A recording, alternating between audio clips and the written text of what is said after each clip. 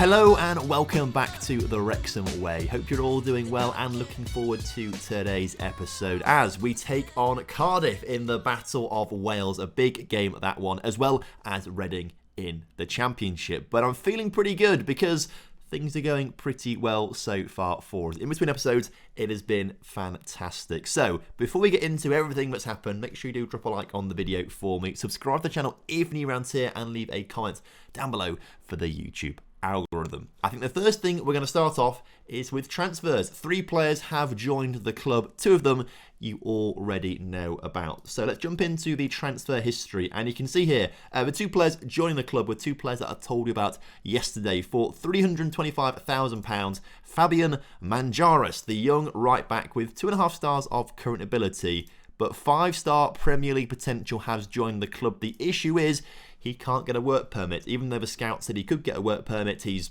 not got one. So we'll have to work around that issue at some point. He's currently waiting on a work permit to go on loan to MacArthur, actually, in Australia, the only club that wanted him. So he might spend the season out in Australia. Hopefully plays well there and then gets better and then gets called up to the Colombian national team and stuff like that. No youth cap is a little bit weird given how good his potential is, but still, we'll deal with it. He looks like he's going to be a very good player for the future, I think. So fingers crossed we see some good results with Fabian. The other player joining us for £99,000 from Red Bull Brazil, essentially, is Hikaru or Hisaro. Not entirely sure which way around to say it. He's gone out on loan to Gateshead already, the young centre mid / centre back / spine player, basically. I think he's probably a better centre mid than anything else out there. He has Championship potential, but I reckon with enough training he could be good enough for the Premier League in the future, mostly because he is Brazilian, and that's the biggest thing for me. But he could get a work permit. Not quite sure why he did.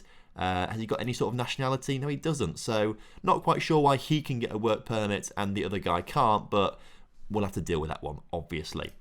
And then the final player to come into the team is a left midfielder. We were actually lacking a little bit. We've started playing the 4-4-2 formation that you saw in yesterday's episode, and it's gone very well, so I do want to stick with it.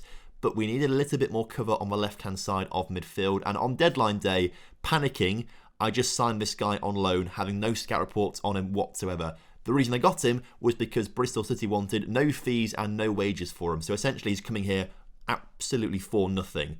The issue with that is he is not very good at all. He's got some, strong areas, 14 passing, 14 technique, 13 first touch. But as a collective bunch of attributes, according to our coaches, National League North and South player. So don't expect to see him. It was very much a blind decision.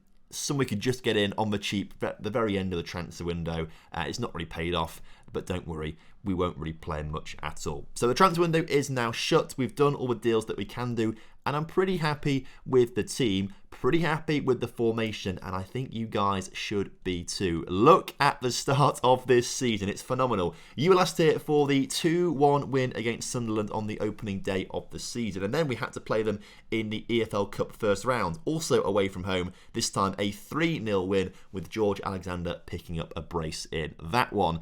We then travelled back to our place, actually. Our first home game of the season was against Stoke, a 2-0 victory there.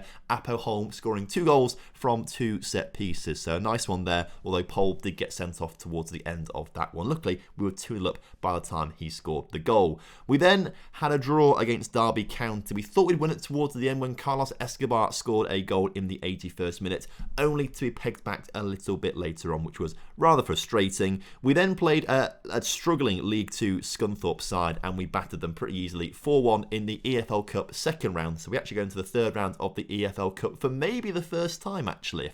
I could be wrong on that, but I think it might be the first time we've got to the third round of the EFL Cup. So that was a good win, and obviously we carried it through into a 2-1 win against Huddersfield, with Paul Mullen scoring a penalty late on in that game to secure the win. So it's been a great start to the season, and I must say, we're doing pretty well with people scoring goals right now. I think there's 6 players. There are 6 players. Mullen, Alexander, Holm, Biro, Parry and Escobar, all on 2 goals apiece right now. So it's nice to see goals being scored by lots of different people in lots of different areas. But 4 league games into the season, well, things are looking pretty good for us. We are currently 6th as it stands right now, and believe it or not, if we get a big win against Cardiff to start things off today, we actually potentially could go top of the table as things stand on goal difference. 10 points for us after 4 games. Peterborough sit atop of the pile with 13 points from 5. The most important thing, though, is we are 10 points clear from Portsmouth and Sunderland, at 9 points clear from Charlton. The main thing is just being above that relegation zone.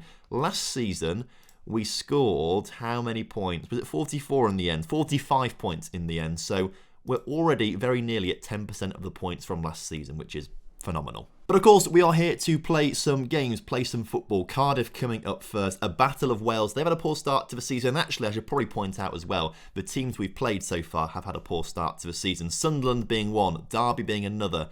We've played Huddersfield, and who else did we play? Someone else down there. Stoke. It was Stoke we beat as well. So all the teams that we have played so far have had poor starts to the season. Cardiff also one of those teams. So, I mean, fingers crossed that all just carries on going well. But the team for this game is this as it stands right now. Chris Johns in goal, just coming back from an injury he suffered over international break. Fingers crossed should be okay for this one. The back line is looking very good. Kazawa, Holm, Thomas Parry and Pole. All of them playing very, very well, particularly Thomas Parry. His last 5 an 8.02 rating, obviously making it very difficult for Oliver Street to break into the team, which is a little bit annoying, but obviously we'll have to deal with that one. Biro is playing on the left midfield role. He's had a good start to the season with James Jones as the playmaker, Webster as the box-to-boxer and McParland as the right midfielder, with, of course, Escobar and Alexander leading the line. So, kickoff is upon us here today. We are away from home, which could have a bit of an impact on how we play. But so far, we've not lost a game competitively this season. Watch today's episode be the complete downfall of that one. And right now, actually, it might look like that. Cardiff, 5 shots to our 3 shots after 20 minutes or so in this game. No one really making much of an impact thus far. Cardiff taking all their chances through the middle of the pitch. No, we're taking a chance. We're the red, aren't we? We're taking our chances through the middle of the pitch there, which is also just bigger here. Maybe I should try and change some of these panels a little bit. But finally, a highlight for us in this game. And it's Cardiff with the chance to come forward right now. Cardiff, who are a very decent team. Coyle getting the goal, though. Not the ideal start to this game, although the referee has ruled it out for offside. How close was this? I didn't... Oh, yeah. Oh, he's very narrowly offside. It's at the far post pole, just about keeping him in an offside position. But an early warning for us there that things might not be ideal. What's not ideal is Byro's picked up a knock here, potential knee injury, which is very frustrating given that he's probably... Well, he is the best player in the team and he's the best left midfielder that we have, and we don't really have anyone who can play on the left-hand side of the pitch. I might give him 5 or 10 minutes in this second half where there's a highlight straight from kickoff. James Jones on the ball. Forward towards Alexander, not really making the most of it. Pole with a good challenge, but we have given up possession immediately. And Cardiff nearly scoring a good goal from range. Luckily, not on target. And if they want to shoot from that distance all game, that's absolutely fine by me. Byro's fitness, how is it looking? Actually okay down here. It's McParland on the right-hand side who's actually maybe looking a little worse for wear, as this time Cardiff hit the post. I mean, Chris John's not really making the best of chances there. I'm be honest with you. This is the worst we've played for a little while. There are games we've played where we don't deserve to win, but other games where we thoroughly deserve to win. I think it was... There's definitely one game we had like 20 shots to one team's 1 shot, and it wasn't the Scunthorpe game, I promise you. I can double check this one in a minute. But as Thomas Parry brings the ball forward into McParland, we have bodies arriving in the middle. Is one of them Escobar? One is Escobar. Can't win the ball on his noggin though, and the clearance is out from the back from Cardiff. But the highlights is continuing. Thomas Parry coming forward into Webster, into McParland. McParland gets the ball out wide. I'm losing my voice because I need a drink all of a sudden. McParland, I'm getting excited for a goal. You love to see it. At least it finished up with a goal as my voice was straining towards the end there. I'll just have a quick drink of water as we watch the highlights. So really well worked by McParland, getting it into Pole, then just beats his man, gets into the area, and it's Escobar, the target man, the young man from El Salvador, putting that one past the keeper. And we make the most of our chances. We seem to be doing that a lot better this season, making the most of our chances. I will quickly take Biro off the pitch. He has to swap with McParland though, and then he has to come off for Jim McBangle to play in the right midfield position, which is maybe not the most ideal situation as Cardiff put that one over the bar, luckily for us. Obviously, I think the switch to I wasn't planning on switching to a 4-4-2. I thought I'd try it for a couple of games and then go back to that 5 at the back system, but this is just working so well for us. We are getting results, which is superb. But the issue we have is obviously we don't have many wide midfielders. I'm tempted to recall Tyson back from loan in... I think it's Tyson Allen, isn't it? I couldn't remember his surname. I think it's Tyson Allen. I think we should try and recall him back from loan at some point in January because he might be quite a good player to have on the left-hand side as Jim McBangle, to be fair, nearly getting that goal from a cross. But if we can just hold on for the final 10 minutes or so, not even 10 minutes, few minutes of the game. Oh no, not like this game. Not like this. 10 seconds to go. Good save, Chris Johns. If that had gone in the back of a net then, I would have been absolutely fuming with that one. Luckily, if we can just clear our lines from the corner, which we have done, the referee should blow for full time. McBangle, huge challenge there. Stops the ball getting into the middle. Referee blows his whistle. Cardiff 0, Wrexham 1. And this is what it's all about. We are getting results. We're grinding them out, and you love to see it. Also moves us up to 3rd in the table. I don't know how we're doing it this season. I fully expect it to turn around at some point, and we do have to remember the teams that we've faced so far have all been in the bottom half of the table. We've not played a Barnsley, a Peterborough, an Ipswich, a Bournemouth, a Blackburn, a West Brom, a Forest yet, or anything like that. The next game against Reading is, I think, the first team we're playing against in the top half of the table. So that could be a different story. Luckily, Byro not out for too long. He's out for 1 to 3 days with a bruised knee. And we need to sign him.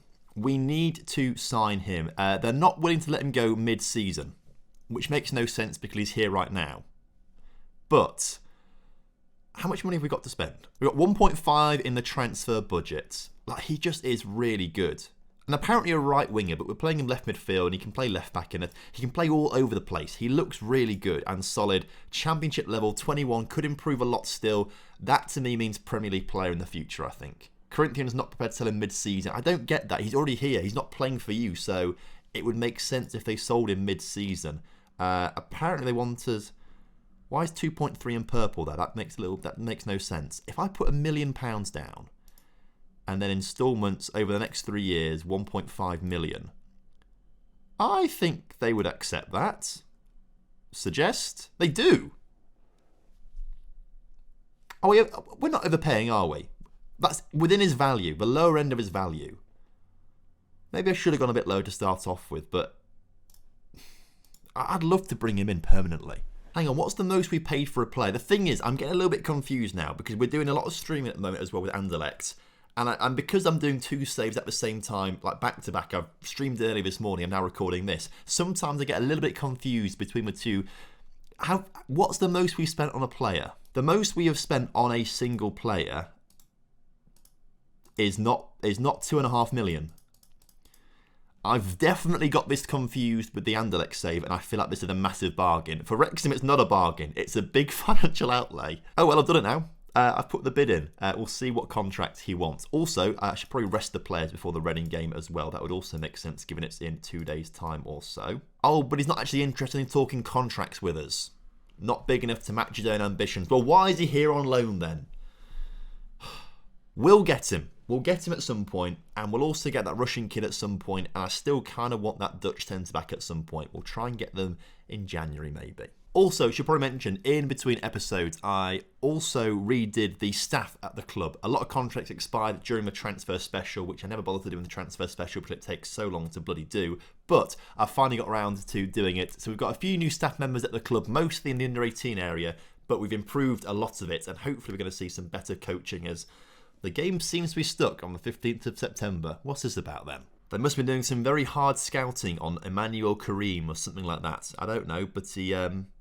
only championship potential, not interested. Anyway, for the Reading game, I don't really want to make any changes, but that will depend on how fit all the players are. And the answer to that is relatively fit. The issue is, of course, McParland and Byro on the wings are the players who are looking pretty tired. I think we'll leave Byro on for now, but McParland will come off for Actually, I think can Bryce Hosanna can play there. Maybe Bryce Hosanna is the backup for the right-hand side of the pitch, and then when Barrow gets tired, we'll bring where is he? McParland on the left-hand side, because actually he is a left-sided midfielder. So maybe that's the plan for this game. The rest of the team, though, are playing very well. I'm happy with them, and I want them to keep playing well. So it's a little bit harsh on players like Jem Finley, Oliver Street, Jim McBangled, even Paul Mullen to an extent. Maybe Ruben Colwill to an extent. Especially Harry Lennon, who was the best player for us for a long, long time. Like player of the year every single year, virtually. Very harsh on him, maybe. But it's working right now, and we have to sort of stick to what works. So here we are for kickoff at home this time against Reading. And if we get a win here today, wow, this could do absolute wonders for us and our position in the league table. It could put us in the top 2, which would be mental. And I'll be honest, this formation has really helped us out quite a bit, I must say. We're going to start off, though, with Apo Holm bringing the ball forward over the halfway line. Intercepted pass, though. Can we win it back? Not quite. Apo Holm trying to do his best to win the ball back, but is dragged out of position now, I believe. Is that still Apo Holm? It is, isn't it? He's number 5. Being put back in position right now as we force Reading back into their defensive third as Alexander takes on our old man, Tom McIntyre. Goes for the chip, hits the crossbar. You hate to see it. Oh, horrible stuff there. I think I probably edited it out of the transfer special because there was about 3 hours of footage to edit down into. Ideally around 30 to 40 minutes, but it usually ends up being a bit longer. I think it was actually about 50 minutes in the end, but it's a lot to cut down. We did go in for a very intense battle for a centre-back at Reading called Van der Berg. He's on the ball right now, plays it back to the keeper. We nearly signed him on quite a big contract, but he went to Reading instead. So a little bit of a grudge match there, and a bit of a behind the scenes as to what happens sometimes on transfer specials and never actually makes the edit. So players we miss out on sometimes, I just never bother putting in because it just feels like a bit of a waste when we've got so much to get through and concede goals like that. That's a poor goal to concede, I must say. John's not doing his best there, going down very, very early, but the Reading man gets around him and scores the goal. So heading into this game, I think we said, didn't we, Reading, probably the best team that we've played so far this season, at least in terms of league position, as Van der Berg, the guy we nearly signed, puts the ball against the post. It's cleared out from the back, but Reading looking dangerous. Of course, their captain, Tom McIntyre, who I'm still going to say wrong for all of you to just get you on edge and triggered. Obviously was a big part of our Aberdeen save for a long time, and it's nice to see him doing well for Reading in this version of the game, but hopefully not well enough because we want to get a win here today. We want to see ourselves in the top 2 come the end of today's episode. So thrash the arms. You've been terrible out there so far. Sort it out. Escobar on a 6.2. You hate to see it. 5 yellow cards as well. And Biro, who's a little tired, on a 6.2 after we bigged him up so much. I think early on in this half we get him off for Gavin McParland, who's more of an inverted winger on this side of the pitch. Let's try that one out. And maybe Paul Mullen comes on for Escobar, swap those 2 over because Alexander's taller. Make those changes. Potentially, we could see a turnaround in this second half if Paul Mullen decides to start scoring goals. He's been okay so far this season when he has played. Obviously, 1 goal, a penalty. The one was from open play. But Siri, with his second of the game, that's a very good goal, to be fair. Reading might just be a little bit too much for us today, as we look like we're going to succumb to our first defeat of the season.